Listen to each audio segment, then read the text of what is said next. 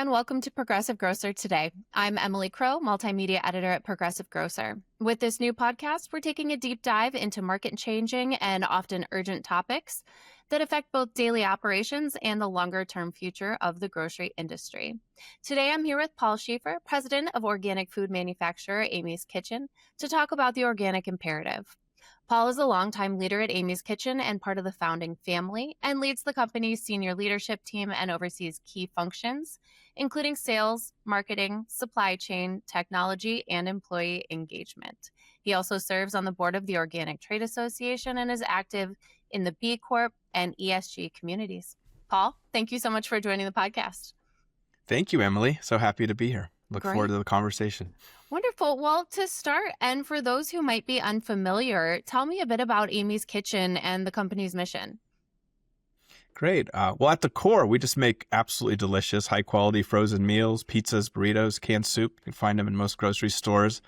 So a little background, we're a family-owned company. We started nearly 40 years ago with a very kind of simple mission to make great-tasting, organic, wholesome food that was accessible to everyone, and really stayed on that purpose for 40 years, and it's grown a lot. We're one of the leading organic brands. I think we're in about 56,000 grocery stores a day, including Whole Foods, Walmart, Target, Kroger. And I would say probably the core of what we do is we really cook food at scale with, I kind of think a chef's mindset. We do it the way you might see more often in a local restaurant, a great home cook.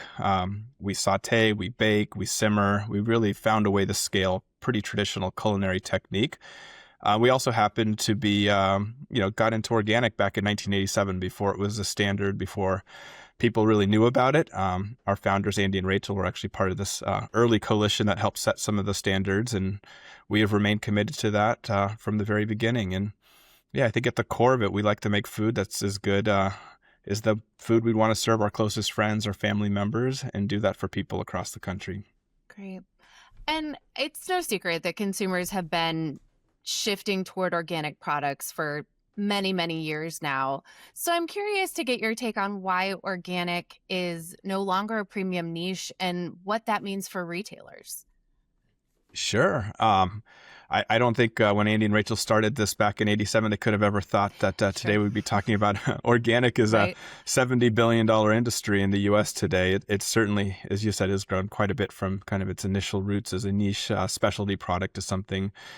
I mean, I'm not aware actually of any grocery store today that doesn't sell some level of organic foods. And, I think why it's relevant today is probably similar to why it was started. It's that consumers expect food that's healthy for themselves, that's convenient, that can be trusted, and grown in a way that I think really stands different than kind of the traditional food system. And so for us, it's not that, organic is a niche and now it's big. I think there's still far more growth to be had. There's some work that OTA has done. I'm also on that board, as you mentioned, about consumers' understanding of organic, also looked at what consumers are caring about today. And I think I'm surprised that for having reached 70 billion, there's still a lot of confusion on how unique organic is, how much value is in the box. But then when you ask people what are they interested in, they're looking to avoid chemicals and additives. They want to see animals treated with dignity and with they care about environmental health. They care about what they're putting in their bodies, their children's bodies. And I think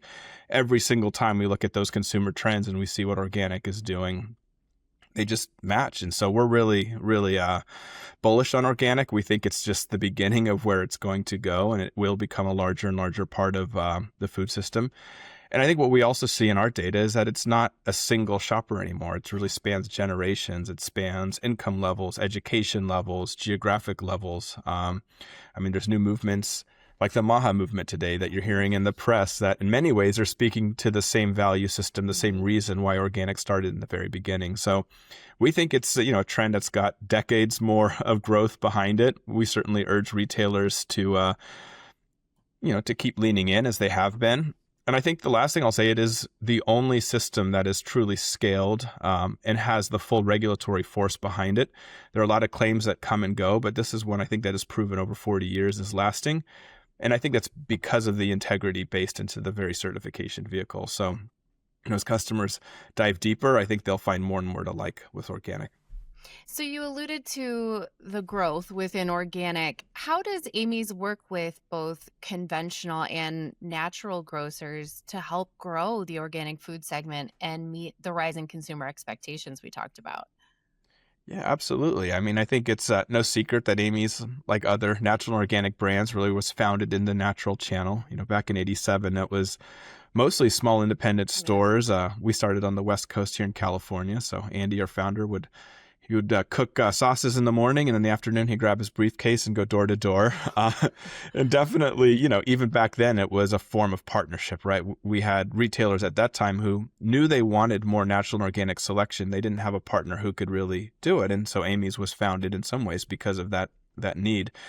And I think that spirit of working closely with retailers has certainly always been part of Amy's. After a number of years, we got into more conventional grocery. And as I mentioned today, I think we are really just about every major banner in this country and have a really, really great relationship, I think, with both our conventional and natural partners.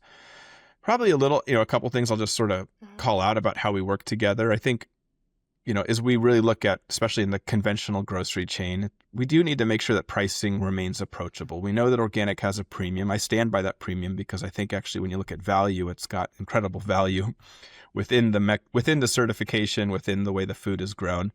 But we need to make sure that customers understand that value and are able to differentiate it. One thing we've been working on and we really like is this idea of sort of integration but separation. So there was a period where organic and natural was often in like the store within a store, sort of a little spot where only people who are highly committed would go and find it. I think today we're really pleased to see how much integration has happened. But we also think that integration with separation is a little bit of a unique approach. And so, you could bring Amy's frozen meals right into the center core frozen meal category, but by creating a unique set of doors for Amy's and other natural and organic products, it really allows those loyalists, those ones that have been in natural and organic forever, to find it. It also helps new customers who may not have had the opportunity to eat this way to find it as well. And so that approach works a lot. We like to show that through data and insights, why that's probably the best way to position our products.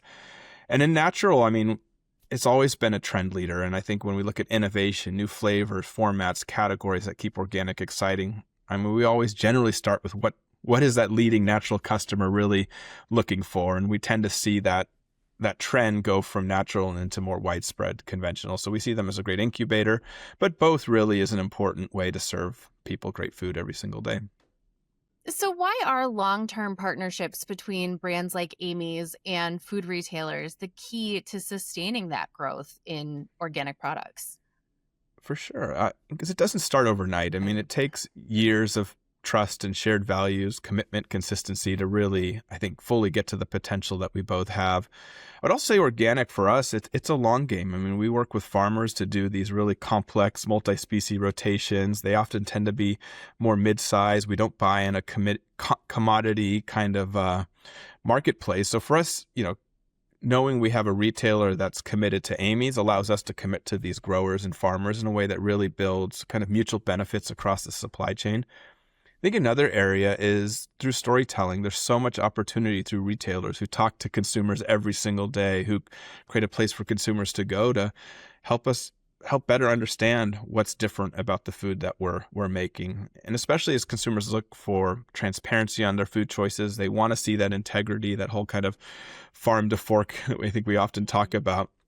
I think we're really excited about doing more of that storytelling with our retailer partners. And I think lastly, just continuing to educate. I mean, it's not just educating consumers, but it's also educating retailers on how, when someone asks a question about organic or about a premium product, to be able to answer that question with all of the right data and insights and storytelling to make that answer memorable. Yeah, it's interesting. I think I've been saying for multiple years how much consumers want to hear the stories of the people who grow their food and who make their food. I think that's so important. Mm-hmm. Absolutely. Absolutely. So finally, looking forward, if you could grab your crystal ball real quick, how do you see the organic CPG segment continuing to grow and change in the coming years? Yeah, I think first of all, I shared that a little bit in the beginning, but I do believe there's so much more room to grow. And, while we're $70 billion industry today and, Amy's has become a leading producer of frozen meals, not just organic frozen meals as we started. There's still so much more. And I think, again, as we look at what are on consumers' minds today, what are people talking about, thinking about? I mean, I think avoiding chemicals and additives is something more and more on folks' minds. We think about this whole debate now about ultra-processed foods. Well, if you look at the organic standard, almost every one of those dyes and additives that we're trying to avoid is already captured within the organic standard. So that's an easy way to start that journey. And of course, we can go further down it as we look at animal welfare, we look at sustainability and climate change, even just, I think, objective quality. And it's a bit subjective, but my view is that, when you grow food in really healthy, rich soil, it tends to be really delicious food. And I think we all understand how important the quality and taste of a meal is, not just the attributes. And so I think when all of that comes together, it really, I see a really, really bright future. I also think that, one thing that I feel is very important, especially for organic, is this idea of trust and credibility. And there's a lot of claims now on packaging. It can be hard for someone to dissect, no, this, or it has this, and I won't go through every single, the laundry list, but I think anyone in the industry realizes there's a lot of ways you can describe yourself now. And I feel what I've, is we really reflect on what we've created with organic. We see a standard that's so credible. You can really see that, there's routine auditing. There's a really thoughtful standard that improves every year. It means something distinct and different. And I think again, we're in a world where between social media and private every influencer who seems to be now a journalist and investigator, I mean, you want to be credible. You want to make sure what you're saying you can stand behind. And I think that's really, again, a great attribute. And I think for Amy's, as we look at, the next 40 years, and we like to think in that timeline, we've made it 40 years as a fully family-owned, independent business that stayed true to our values. A lot of what I see even in my role today is how to be that generational leader and build from that beautiful heritage, that unique way of making food, and doing it for another 40 years or maybe another couple hundred years if, we are so lucky to be an organization that can last in that way and in that length. And for us, it's, it goes back to our purpose. It goes back to believing every meal that we create is a moment in someone's life that should be treasured and enjoyed. It means expanding access. I think we take that part very seriously, that good quality food, organic food, delicious food shouldn't be something for the few, but it should be for the many. And so how do we continue to get efficient and thoughtful? Even all the way down to the farming side, how do we look at robotics and other techniques to sort of continue the scale and improve the cost side of organic without harming the integrity? And the same is true within our business and within our supply chains. And, I think we're a company that really believes that food is a deeply human and important experience. It affects our mental health, our social health, our environmental health. And so we're really just hopeful that we can continue to shape it in the way that we know how to do best, which is to make meals that we stand by every day. Wonderful. Paul, thank you for your amazing insights and again for being here with us today. Absolutely. I enjoyed it. Thank you, Emily. Wonderful. For more information about the Progressive Grocer Today podcast, please visit www.progressivegrocer.com/podcasts. You can also subscribe to this series wherever you typically listen to podcasts, including on Apple, Google, and Spotify. See you next time, and thanks so much for listening.